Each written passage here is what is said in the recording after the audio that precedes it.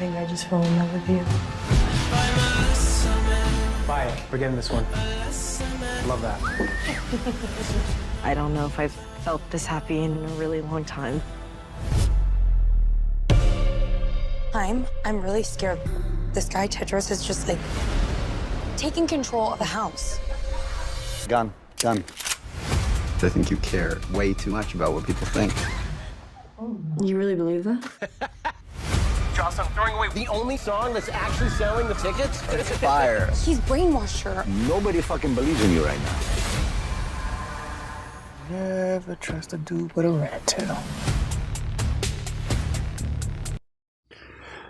What's going on, guys? Bart here with Tully Television, and today we're going to be getting into The Idol episode 3, entitled Daybreak. But before we get into all that, I want to thank all of you for stopping by, liking, commenting, sharing, all that beautiful YouTube stuff. I hope that today is the day we earn that subscription. If so, hit that red subscribe bar down below and let me know what your thoughts are on today's video topic, The Idol episode 3, entitled Daybreak.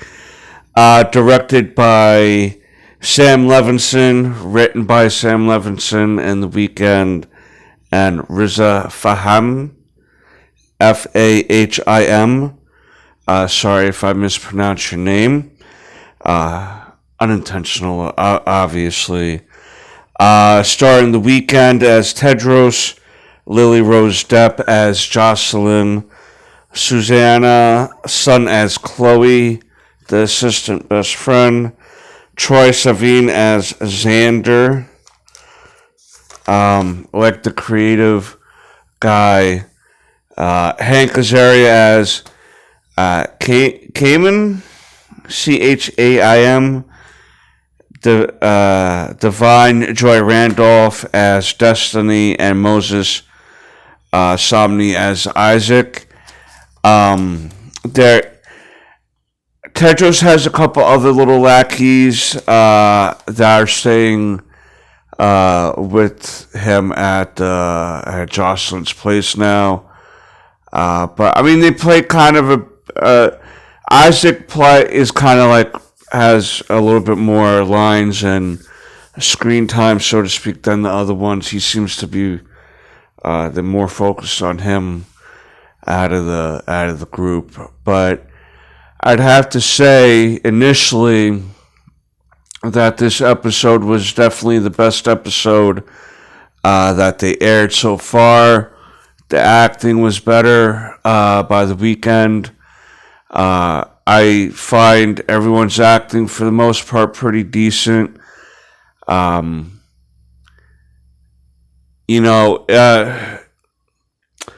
have to realize that some of this cast really hasn't had much experience on screen, more meaning like The Weeknd and Lily Rose Depp there. But I think that in an overall sense, everyone has been doing pretty good. I'm trying to remember where I've seen this, the character Xander before Troye Sivan. He seems recognizable. I just can't place him, the creative guy. But what we do basically is pick up with Tedros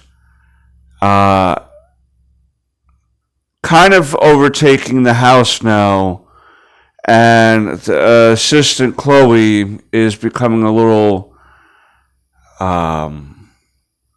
like on high alert. She's calling Destiny, she's calling the manager, Hank Azaria's character, Chaim. She's feeling like, for instance, she uses the fact that Jocelyn's personal trainer, when he asked to see her stomach because he had given her like a probiotic type of a regimen to follow, she wanted to see the bloating go away, and he kind of was like touching her midsection to check her stomach. Tedros got upset and basically was accusing him of like being a weirdo, even though he's been like with Jocelyn for like a long time, and winds up even slapping him and telling him to leave. He doesn't leave until Jocelyn tells him to leave. She does it in a more like correct way, more nicer way. But she basically let Tedros take control of that situation and fire him. And so the friend Suzanne is becoming a little bit more, Chloe, I'm sorry, Suzanne is the name of the actress. Chloe is becoming a little bit more self-aware of where this is possibly going, as far as him taking control of the house again. Well, not again. Again, meaning I'm just referencing again that's her concern. He winds up convincing not even convincing Jocelyn. He just asks, "You want to go shopping?" And she's like, "Yeah." So they go and get some Valentino stuff. There's some paparazzi out there. Again, Chloe's thinking that he's setting all this up to be seen with her, to go spend her money. There's a security guard there that he winds up threatening because he sees that the security guard may be looking at Jocelyn in, in a way that may be signs of an attraction, and just goes wild on him, like in his ear, like, "Oh, I'll do X, Y, and Z and beat you up," and all this stuff. So, of course, the security guard is just trying to explain that that's not what it was, but keeps to himself after that. They wind up having relations in the dressing room, Tedros and Jocelyn, and he is about to finish on her, and she says, "No, don't finish on me," which might have been the best move she did inadvertently without realizing it, because she almost got federlined. Because I believe that Tedros is definitely trying to claim his hooks into her. But then again, it's kind of really interesting because Jordan and I have been talking about this show together. You may have seen him commenting on the last video, but Jordan definitely called it being a cult, and I kind of added the fact that it's like Ultimate Truth or Dare, but stuck on Dare, because their motivation as a group of people is to never let go of an opportunity. That no matter what opportunity comes up, you have to say yes to. Tedros doesn't allow you to say no. And if you say no, you'll get in trouble. So he may be, like, Tedros there is trying to expand their minds, yes, but by forcing them, are you really allowing them to expand their minds on their own accord, or are you just trying to take control of everyone's life, and try to use it as the guise of trying to make them grow and to be better people? This episode, The Weeknd portrays the character way better than he did the first two episodes. I think he's finally found the groove of the character. And again, we have to remember his initial thing isn't acting. It's singing and producing music and stuff like that. So, yes, his music videos may be awesome and have a story, but, we're taking one character and stretching it into almost 2 months of stories. If you're not used to doing that as a career, the first couple episodes may be a little off.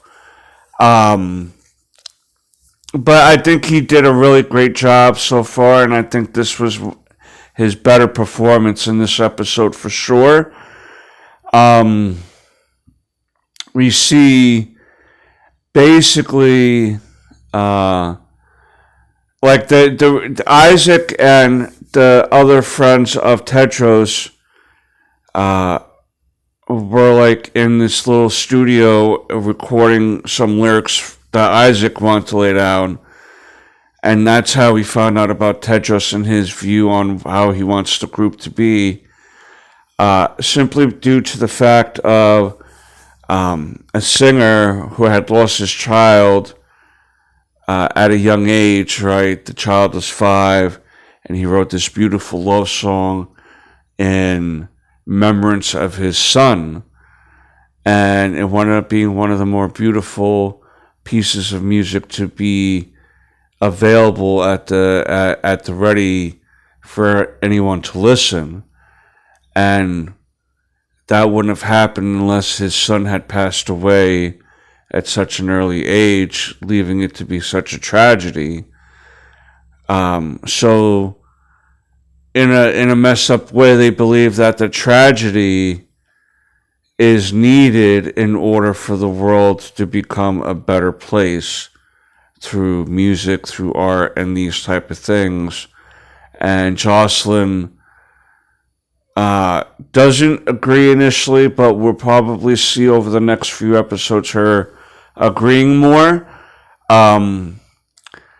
Yes, out of tragedy, beautiful things can come out of that. But I'd like to hear what you guys think about, do people still need to suffer tragedy in order for the world to benefit? And is that the right view to have? I get it. I've been through some tragedies in my life, and I've come out better for them. So I totally get that, So I'm not saying I would want to go through those things, but in a way, I am glad that I did. So I can kind of understand the nuances of this argument. I think it's almost, there's no right or wrong way to approach it. I think it just comes down to personal experience. That's why I like this show a lot. It deals with a lot of mental health issues. Even though this show takes place in a pop music industry or music industry in general, and maybe most of us don't understand that lifestyle, but we can understand the pressures of feeling like, are we doing the right thing? What I'm doing, is it more meaningful than it really is or not? We all want to feel like we have an important place in this world, and we all want our work to feel like admired, and we just don't want to feel like we're just drifting through without any real purpose. At least the majority of us anyway. And I think that Jocelyn is feeling that. She's been feeling aimless since the mother has passed. And near the end of the episode, we see that Jocelyn's mother and Jocelyn had a very tumultuous relationship. The mother would hit her with this brush, right? And she'd say sometimes she'd get whipped on the butt, in the face with it. There'd be occasion where she would break skin, the mother, on Jocelyn, because Jocelyn has been in the music industry since like 11 or 12. She's like in her early 20s now, so she's been around for a while. And Xander was part of the creative team at that time. The team she has now has pretty much been her team since then. And Tedros had asked why they didn't do anything about this. And Jocelyn had a good answer, I think, even though Xander was being asked the question. Sometimes in a messed up situation, people don't know what the right thing is to do. And I like that also. I like really the approach on the psychology of this episode. I think it's definitely better written to these nuances that they're trying to inject into this story. Like Tedros seems to, in this episode, want Jocelyn to overcome her trauma to make her become a better person and a better musician. Now, again, is he doing this for her true benefit, or is he doing this to gain something in the long run only for himself? Destiny and the manager do talk to him at some point when him and Jocelyn come back from shopping, and they basically let them know, Jocelyn and Tedros, that this is do or die time. This is no joke in the matter time. You got this big time producer coming in. Well, in the next 2 weeks, we need 3 big songs, 3 hits. Nothing lower than hits. Nothing lower than hits, because they say, Jocelyn, no one is believing in you. And Destiny's trying to be the good cop, right? Oh, no. And the manager's like, no, let's be for real here. She needs to hear this. Jocelyn, no one believes in you right now. And Jocelyn's, well, I'm freaking out now. And he's like, join the club. I'm in the Freak Out Club. Destiny's in the Freak Out Club. Tedros should be in the Freak Out Club. Xander should be in the Freak Out Club. You should be in the Freak Out Club. Because that's how bad this is. You need to you stop messing around, Hector. Great line out of Scarface. Yeah, so... before I kind of wrap up, Xander had a great idea for the album cover art, to use the picture of the spunk on her face as the album cover. That would be pretty fire if someone really did that as an album cover. I'm not even gonna lie. So they had a debate on that, and that's how, near the end of the episode, at the dinner scene, where Jocelyn's happy that everyone is there, that's how the conversation about the mother came up, because Xander had brought up, well, Tedros initially brought up about Xander's idea about the album cover. So basically, this is a cult that Tedros has put together. Like I said, ultimate truth or dare, but just stuck on dare all the time, just all the time on dare. Definitely better acted, definitely better written this episode. It makes me want to continue to watch this show. And then we also see the music video still being taped and recorded without Jocelyn being there. So we're really starting to see maybe Jocelyn being replaced. And if they're replacing her at the video shoot in a way as the not prime, even though she's singing, she's not the primary dancer, and then she doesn't come up with these hits, it really is looking dire for our girl Jocelyn. And I hope that, she can catch a break soon, because if not, I'd hate to see where her mental state is after that. But if I missed anything, let me know down below. I'm sure Jordan is patiently waiting for this video to come out and to let me know if I missed anything. But yeah, this show has been getting better all around by this episode. I still highly recommend it. I'm kind of disappointed it's not getting better press, but that's only my opinion. You let me know down below, guys. And until next time, peace, Snuggums.